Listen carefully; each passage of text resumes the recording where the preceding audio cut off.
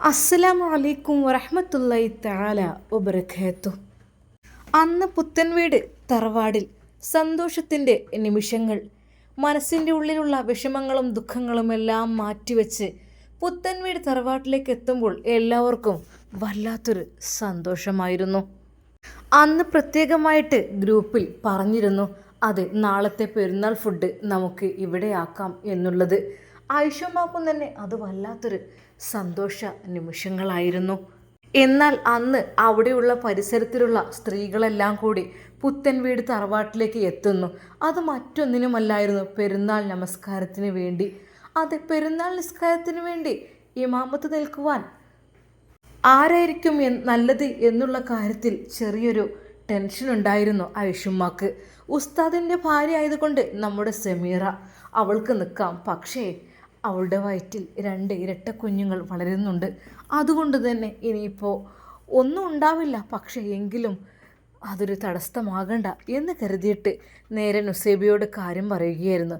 മോളെ നുസി, ഉമ്മാൻ്റെ കുട്ടി ഇമാമത്ത് നിൽക്കാൻ കേട്ടോ പെരുന്നാൾ നിസ്കാരത്തിന്. ഉമ്മ, അതേ മോളെ, അതിനെന്താ? അല്ല, എനിക്ക് കുഴപ്പമൊന്നുമില്ല. എന്നാലും സമീറത്തൊക്കെ ഉണ്ടാകുമ്പോഴേ അവരെന്ന് വെച്ചാൽ ഉസ്താദിൻ്റെ ഭാര്യയൊക്കെയല്ലേ, അവർക്ക് എന്നെക്കാളും അറിവും കാര്യങ്ങളും. മോളെ, ശരിയാണ്, അതൊക്കെ ഉണ്ടാവും, പറഞ്ഞിട്ട് കാര്യമില്ലല്ലോ.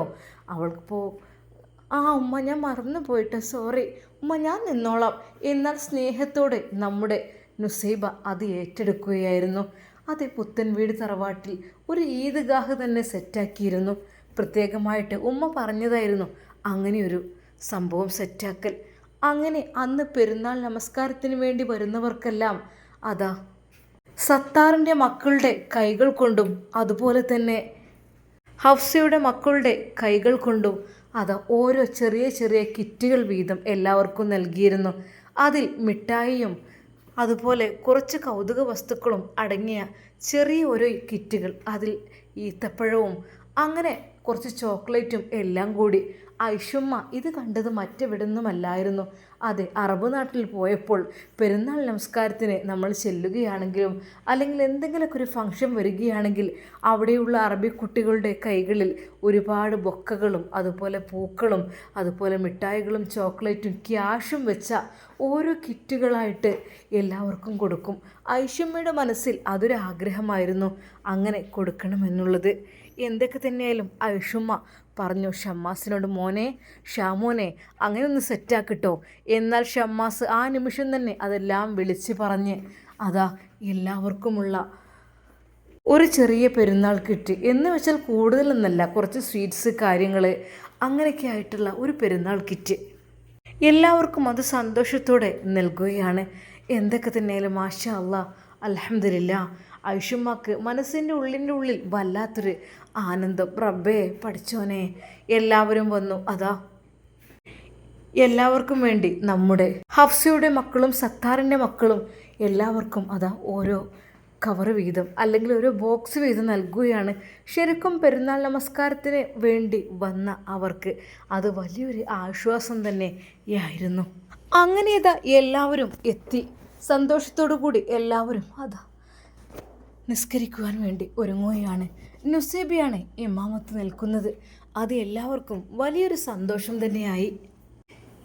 എന്നാൽ അപ്പോഴേക്കും പള്ളിയിൽ നിന്ന് നമസ്കാരം കഴിഞ്ഞ് നമ്മുടെ ഷമ്മാസ് എല്ലാം എത്തി. ശരിക്കും അവിടെ സ്ത്രീകൾക്ക് നമസ്കരിക്കാനുള്ള സൗകര്യങ്ങളും കാര്യങ്ങളെല്ലാം ഒരുക്കി കൊടുത്തതിന് ശേഷമായിരുന്നു ഷമ്മാസ് പോയിരുന്നത്. എന്തൊക്കെ തന്നെയല്ലോ മാഷാ അല്ലാ, അൽഹംദുലില്ലാ, ഷമ്മാസും സത്താറും ഒക്കെ ഒരുമിച്ചായിരുന്നു പോയിരുന്നത്. അവരെല്ലാം പള്ളിയിൽ പോയി തിരിച്ചു വന്നു. സൗദിയുടെ ഉപ്പയെ കൊണ്ട് കഴിയുന്ന രീതിയിൽ ഷമ്മാസ് അദ്ദേഹത്തെ കൊണ്ടുപോയി. പക്ഷേ പൂർണ്ണമായും സുഖമായിട്ടില്ല. എങ്കിലും അൽഹംദുലില്ലാ, കുഴപ്പവുമില്ല. ആ ഒരവസ്ഥയിലായിരുന്നു അദ്ദേഹത്തിൻ്റെത്. എങ്കിലും അൽഹംദുലില്ലാ, മാഷാ അല്ലാ, പെരുന്നാൾ ദിവസം എല്ലാവരും പള്ളിയിലേക്ക് പോകുവാനും ഒരുമിച്ച് സന്തോഷിക്കുവാനുള്ള സമയം കിട്ടി. എന്നാൽ സത്താറിൻ്റെ മനസ്സിൽ, റബ്ബേ, അതെ, നാളെ അല്ലെങ്കിൽ മറ്റന്നാൾ ഞാൻ അവിടെ പോയി ഹാജരാകണം. അതില്ല എങ്കിൽ അവരെന്നെ പിടിച്ചു കൊണ്ടുപോകും, എന്നിട്ട് ക്വസ്റ്റ്യൻ ചോദിക്കും, പല പല രീതിയിലുള്ള. പഠിച്ചോനെ, എൻ്റെ അടുത്ത് നിന്ന് അറിയാതെ പറ്റിപ്പോയ കുറച്ച് തെറ്റുകളൊക്കെ ഉണ്ട് റഹ്മാൻ, അതൊക്കെ ഞാൻ ഏറ്റുപറയാൻ തയ്യാറാണ്. പക്ഷേ ഇല്ലാത്തതൊന്നും പറയാതിരുന്നാൽ മതിയായിരുന്നു. അത് മാത്രമേ എൻ്റെ മനസ്സിലുള്ളൂ. കാരണം അവർ ജാമ്യമില്ലാ കേസിനായിരിക്കും കൊടുക്കുക. എന്തായാലും പഠിച്ചവനെ നീ കാത്തുരക്ഷിക്ക്. പുത്തൻ വീട്ടിലെ സ്നേഹ പെരുന്നാളായിരുന്നു അന്ന്. പുത്തൻ വീട് തറവാട് ആ ഗ്രാമത്തിലെ തന്നെ ഏറ്റവും വലിയ വീടായിരുന്നു അത്. എന്നാൽ അതിൻ്റെ വലിപ്പത്തേക്കാൾ വലിയതായിരുന്നു അവിടെയുള്ളവരുടെ ഹൃദയം. എല്ലാവരും അതിനെക്കുറിച്ച് അഭിപ്രായപ്പെട്ടു. പെരുന്നാൾ ദിവസം രാവിലെ തന്നെ അത് വളരെയധികം സന്തോഷകരമായ നിമിഷങ്ങളായിരുന്നു അവിടെ അരങ്ങേറിയിരുന്നത്. അവിടുത്തെ ഉമ്മ ആയിഷമ്മയുടെ കൈകളിൽ എപ്പോഴും ഒരു തസ്ബീഹാണുള്ളത്. അതെ, ഹൃദയം നിറഞ്ഞ ആ ഒരു ഉമ്മയ്ക്ക് ആ കാഴ്ച കണ്ടപ്പോൾ വളരെ സന്തോഷമാണ് ഉണ്ടായത്. റബ്ബേ, ഈ ദിവസം കാണാൻ നീ എന്നെ അനുവദിച്ചു. റഹ്മാനെ, ഇനിയും അടുത്ത വർഷം ഇതുപോലെയുള്ള ഇത് കാണുവാനുള്ള ഭാഗ്യം നൽകണേ അല്ലാ. ശരിക്കും ആ ഒരു ഈദ് ഗാഹിൽ നിന്ന് ആളുകൾ വരുന്നതൊക്കെ കാണാൻ വല്ലാത്തൊരു സുന്ദരമായൊരു ദൃശ്യമായിരുന്നു. ആയിഷമ്മയുടെ മനസ്സ് നിറഞ്ഞു. എല്ലാവരും അവിടെ നമസ്കരിക്കുന്നു. ശരിക്കും ആകാശത്തിലുള്ള മലക്കുള്ളവർ ഇറങ്ങി വരുന്നത് പോലെ തോന്നി. നൂറുകണക്കിന് ആളുകൾ ഒരേ ദിശയിൽ തലകുനിച്ച് നിൽക്കുമ്പോൾ അതൊരു ഐക്യത്തിൻ്റെ സമുദ്രം പോലെയാണ് തോന്നിയത്. ആയിഷമ്മയും ദൂരെ നിന്ന് അത് കണ്ടു. മാഷാ അല്ലാ, എത്ര മനോഹരമാണ്. എല്ലാവരും ഒരുമിച്ച് നമസ്കരിച്ച് നമസ്കാരം കഴിഞ്ഞപ്പോൾ അതാ കൈ ഉയർത്തി ദുആ ചെയ്തു. റബ്ബേ, ഈ സന്തോഷം എന്നിൽ നിന്ന് എടുത്ത് കളയരുതേ അല്ലാ. അടുത്ത വർഷം ഇതുപോലെ ആളുകൾക്ക് കൊടുക്കാൻ എനിക്ക് കഴിയണേ അല്ലാ. കണ്ണുനീരിൽ പതുക്കെ പതുക്കെ അതാ ഒരു തുള്ളി കവിളിലൂടെ അങ്ങ് ഒലിച്ചിറങ്ങി. റബ്ബേ, എൻ്റെ ഭർത്താവ്, റബ്ബേ, ഭർത്താവിൻ്റെ ഉമ്മ, അവരുടെ എല്ലാം ഖബറുടെ നീ സ്വർഗ്ഗപ്പൂന്തോപ്പാക്കി കൊടുക്കണേ അല്ലാ. ആ പെരുന്നാൾ ദിവസവും അവർക്ക് വേണ്ടി ദുആ ചെയ്തു. നിസ്കാരം കഴിഞ്ഞപ്പോഴേക്കും ആളുകൾ പരസ്പരം കെട്ടിപ്പിടിച്ചു ഈദ് മുബാറക് പറയുകയാണ്. എന്നാൽ അപ്പോഴേക്കും ഫുഡ് ഐറ്റംസ് എല്ലാം സെറ്റായിട്ടുണ്ട്. അതെ, അവിടെ ബിരിയാണി, മന്തി, fried rice, chicken, beef, mutton, പായസങ്ങൾ, അങ്ങനെ തുടങ്ങുന്ന വിഭവത്തിൻ്റെ ഒരു കലവറ തന്നെ. ഓരോ വിഭവവും സ്നേഹത്തോടെ തയ്യാറാക്കിയിരിക്കുന്നു. എന്നാൽ അവിടേക്ക് വന്നൊരു കുട്ടി പറഞ്ഞു, ഇത് സ്വർഗത്തിലെ ഭക്ഷണമാണോ? അത് കേട്ട് എല്ലാവരും ചിരിച്ചു. അതെ, സ്വർഗത്തിൽ എല്ലാം ഉണ്ടാകും എന്ന് പറഞ്ഞു കേട്ടിട്ടുണ്ട്. പക്ഷേ ആ ഒരു ചോദ്യം എല്ലാവരെയും ചിന്തിപ്പിക്കുന്നതായിരുന്നു. ആളുകൾ നിരയായി ഇരുന്നു. ആയിഷമ്മ ഓരോരുത്തരെയും നോക്കി നടക്കുന്നു. എന്തെങ്കിലും കുറവുണ്ടോ എന്നൊക്കെ നോക്കാൻ വേണ്ടിയിട്ട്. ഇനിയും വേണമെങ്കിൽ പറയണം കേട്ടോ, പിന്നെ ഇവിടെ ഇനി ഇരിക്കാൻ ഇഷ്ടം പോലെ സ്വീറ്റുണ്ട്. ആർക്കും ഒരു കുറവുണ്ടായിരുന്നു. എല്ലാവർക്കും സ്പെഷ്യൽ ഭക്ഷണങ്ങൾ അതാ ടേബിളിൻ്റെ നടുവിലേക്ക് എത്തിയിരുന്നു. ആർക്കും ഒരു കുറവുമില്ലായിരുന്നു. എല്ലാവരും നല്ല രീതിയിൽ തന്നെ ആസ്വദിച്ച് കഴിച്ചു. അതെല്ലാം കണ്ട് ആയിഷമ്മ മനസ്സിൽ സന്തോഷിച്ചു. അൽഹംദുലില്ലാ. എന്നാൽ അവിടെ അതാ ആ ഒരു മുറ്റത്തിൻ്റെ കോണിൽ ആയിഷമ്മ ആ ഒരു കാഴ്ച കണ്ടു. ആളുകൾ സന്തോഷത്തോടു കൂടി ഭക്ഷണം കഴിക്കുന്നു. കുട്ടികൾ ചിരിക്കുന്നു. വലിയവർ സന്തോഷത്തോടെ സംസാരിക്കുന്നു. ആയിഷമ്മയുടെ കണ്ണുകൾ വീണ്ടും നിറഞ്ഞു. റബ്ബേ, ഇതെല്ലാം എൻ്റെ ഭാഗ്യമാണ്. പടച്ച റബ്ബിനോട് ഹൃദയം പൊട്ടി ദുആ ചെയ്തു.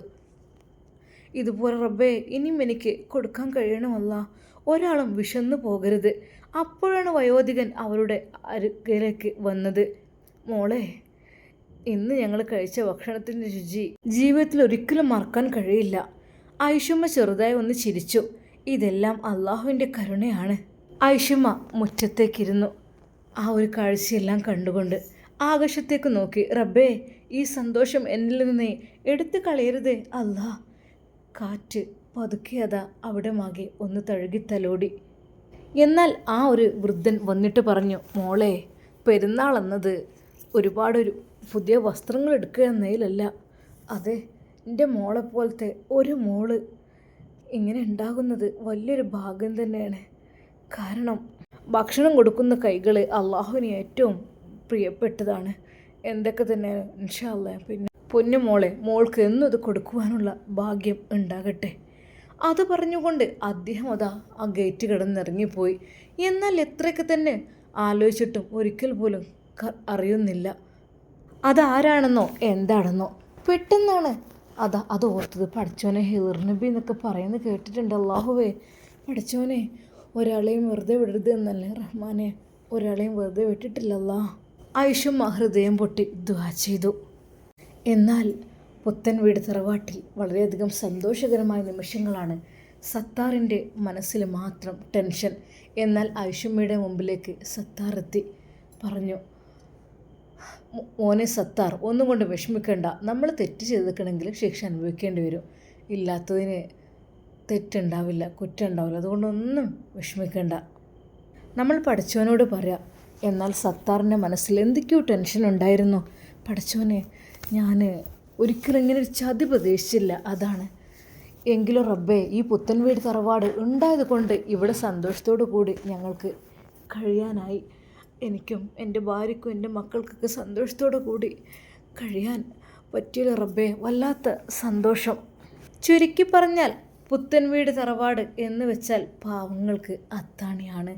ആരൊക്കെ തന്നെ വന്നാലും ഇരു കൈകൾ നീട്ടി സ്വീകരിച്ചിട്ട് ഐഷുമ്മ ചെയ്തിട്ടുള്ളൂ. ഇൻഷാ അല്ലാ നമുക്കിതിൻ്റെ ബാക്കി ഭാഗം നാളെ കാണാം. പ്രിയപ്പെട്ടവരെ, ഞാനിത് വീട്ടിൽ നിന്നാണ് റെക്കോർഡ് ചെയ്തത്. ഇന്ന് ഞങ്ങളൊരു 4 മണിയായതോട് 3:30 ആയപ്പോൾ മഞ്ചേരിയിൽ നിന്ന് കോട്ടക്കിലേക്ക് വന്നു. ഇപ്പോൾ ഞങ്ങൾ പുതുപ്പറമ്പിലാണ് ഉള്ളത്. അതുകൊണ്ട് തന്നെ പെരുന്നാളൊക്കെ ആയതുകൊണ്ട് ഒരുപാട് ആളുകൾ എന്താ പറയുക, സ്റ്റോറി കേൾക്കാനൊന്നും ടൈമില്ല. ഇൻഷാ അല്ലാ ഒഴിവിനനുസരിച്ച് കേൾക്കുക. ഞാനും അതുപോലെ തന്നെ പറയാൻ എനിക്ക് സമയമൊന്നും കിട്ടുന്നില്ല. അപ്പോൾ എന്തൊക്കെ തന്നെയായാലും ഇന്നത്തെ സ്റ്റോറി ഇത്രയേ ഉള്ളൂ. പ്രിയപ്പെട്ടവരെ, ഒരുപാട് മരണങ്ങളൊക്കെ കേൾക്കുന്നുണ്ട്. ഞങ്ങൾ പോരുന്ന വഴിയിൽ ഒരു ആക്സിഡൻറ്റ് നടന്നിട്ടുണ്ട്. അതുപോലെ തന്നെ ഇന്ന് ഞങ്ങളുടെ വീടിൻ്റെ തൊട്ടടുത്തുള്ള പുഴയിൽ ഒരാൾ മുങ്ങി, ഇങ്ങനെ നീന്തി മുങ്ങിപ്പോയതാണ്, തിരിച്ച് പൊങ്ങിയില്ല എന്ന് പറഞ്ഞു. അപ്പോൾ അദ്ദേഹത്തെ അതിൻ്റെ ബോഡി കിട്ടുന്ന ഒരു ചിത്രം കണ്ടപ്പോൾ വല്ലാത്തൊരു ടെൻഷന് തോന്നിയിട്ട്, പടച്ച റബ്ബ് നമ്മളെ മക്കളൊക്കെ കാത്ത് രക്ഷിച്ച് അനുഗ്രഹിക്കട്ടെ. പെട്ടെന്നുള്ള മരണത്തെ തൊട്ട് നമ്മളെല്ലാവരെയും അല്ലാഹു സുബ്ഹാനഹു വ തആല കാത്ത് രക്ഷിക്കട്ടെ. ആമീൻ. ഇൻഷാ അല്ലാ നമ്മുടെ നുസൈബയുടെ വിശദമായ സ്റ്റോറിയിലേക്ക് നമുക്ക് കടക്കാം. അതുവരേക്കും എല്ലാവർക്കും അസ്സലാമു അലൈക്കും വറഹ്മത്തുള്ളാഹി തആല വബറകാതുഹു.